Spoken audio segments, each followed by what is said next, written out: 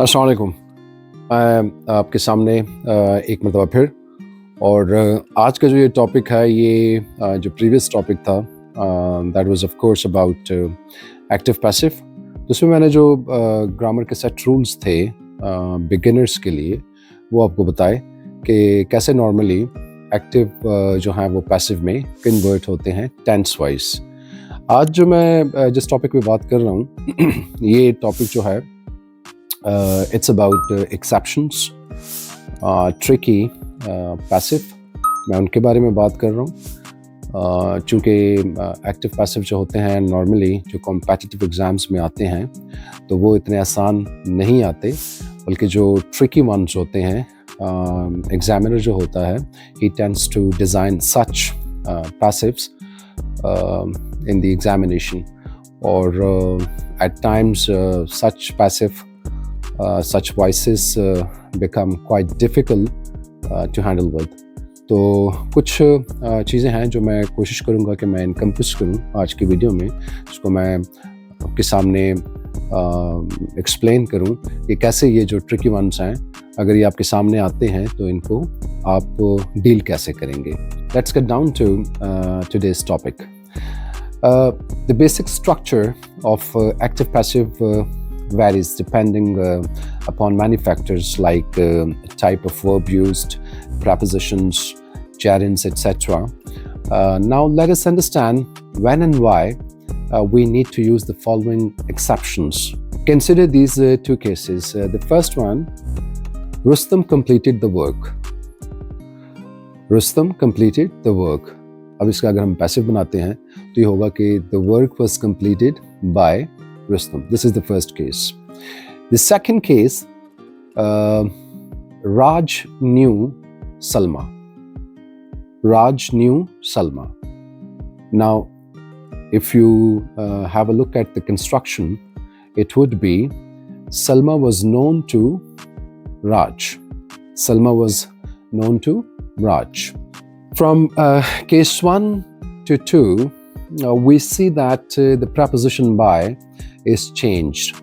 All such exceptions would be discussed and explained shortly. So let's have a start.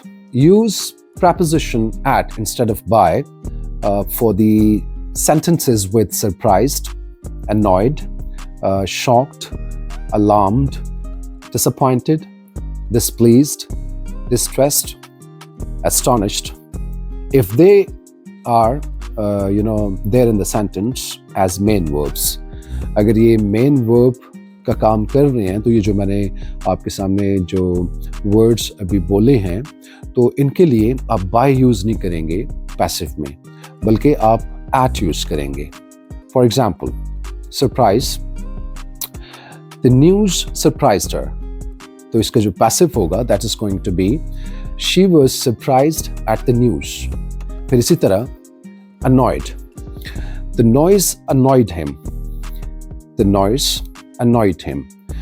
He was annoyed at the noise। फिर shocked, the revelation shocked everyone। Everyone was shocked at the revelation। फिर हमारे पास आ जाता है alarmed, the sudden noise alarmed the residents। इसका जो passive होगा that is going to be the residents were alarmed at the sudden noise। Then we have the word disappointed। For example, अगर इसका active आपके सामने आता है कि the result of the experiment disappointed the researchers। अब इसका जो passive होगा that is going to be the researchers were disappointed at the result of the experiment। फिर displeased, his behavior displeased the teacher। His behavior displeased the teacher। तो इसका जो passive होगा the teacher was displeased at his behavior। फिर हमारे पास आ जाता है distressed। अगर हम इसका active देखें, for example, the distressed expression on her face caught my attention। अगर ये आपके पास active में है और आप इसका passive बनाना चाहते हैं तो it's going to be my attention was caught at the distressed expression on her face।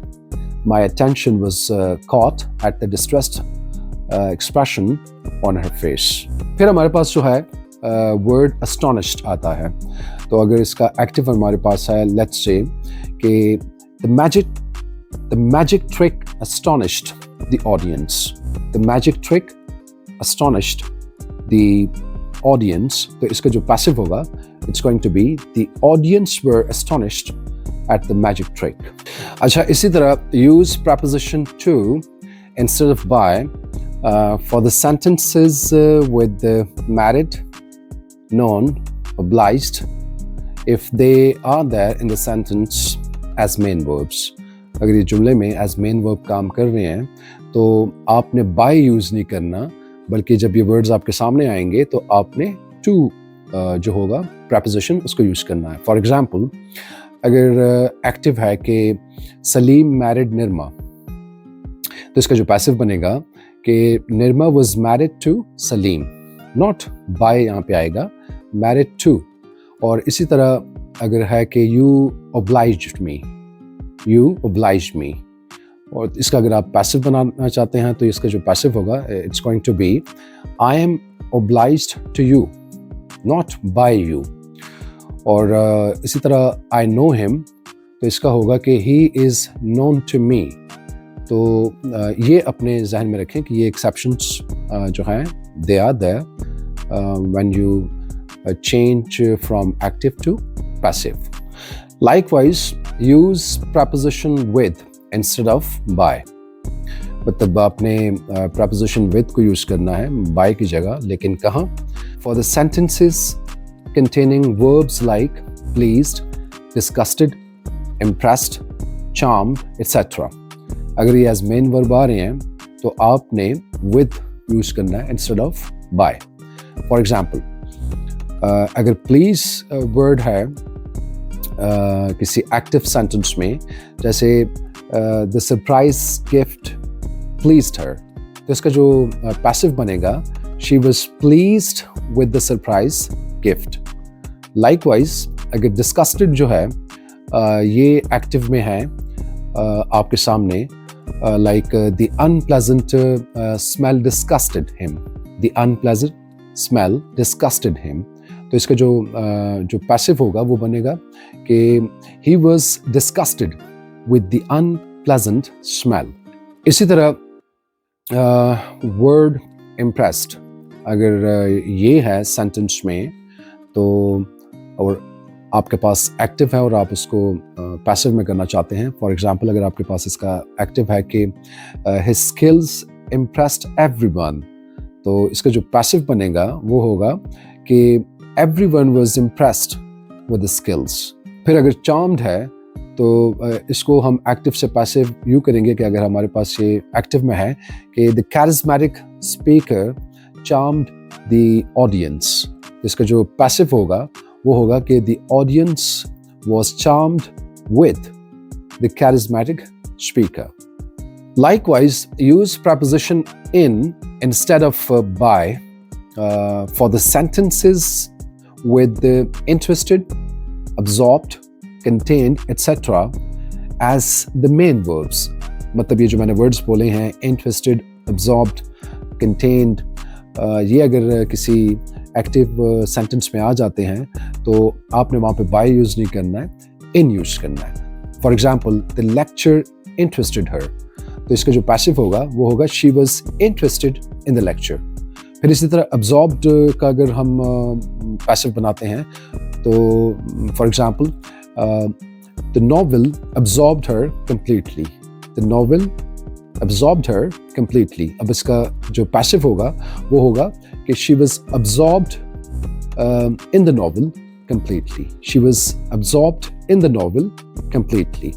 फिर contained अगर आपके पास आ जाता है और एक्टिव है कि the box contained valuable artifacts, तो इसका जो पैसिव होगा वो होगा कि valuable artifacts were contained in the box.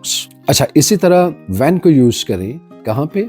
For the sentences where smell, taste, feel, if they are there as main verbs. अगर ये main verbs हैं तो फिर हम इसके passive में when को यूज करते हैं. कैसे यूज करते हैं? For example, अगर हमारे पास एक्टिव है कि हनी टेस्ट स्वीट, तो इसका जो पैसिव होगा ये होगा कि honey is sweet when tasted, या फ्लावर्स स्मेल स्वीट, तो इसका जो होगा flowers are sweet when smelled.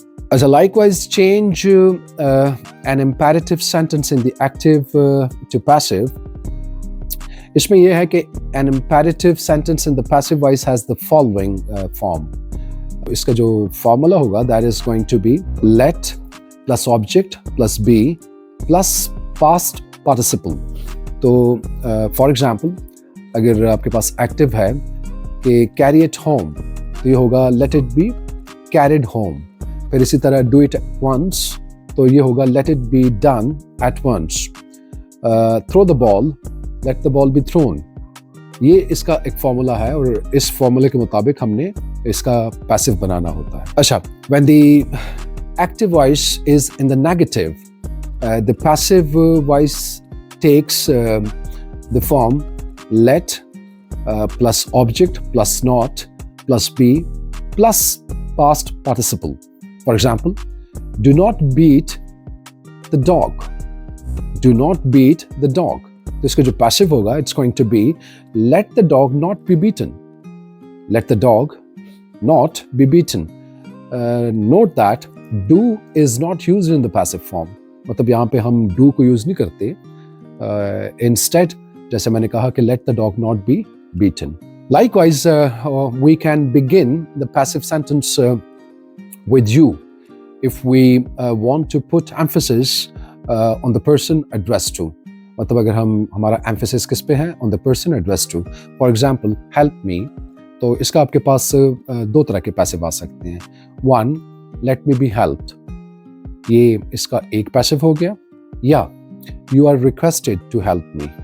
You are requested to help me. इसी तरह हमारे पास एक और एग्जाम्पल के learn the poem, तो let the poem be learned, या you are requested to learn the poem.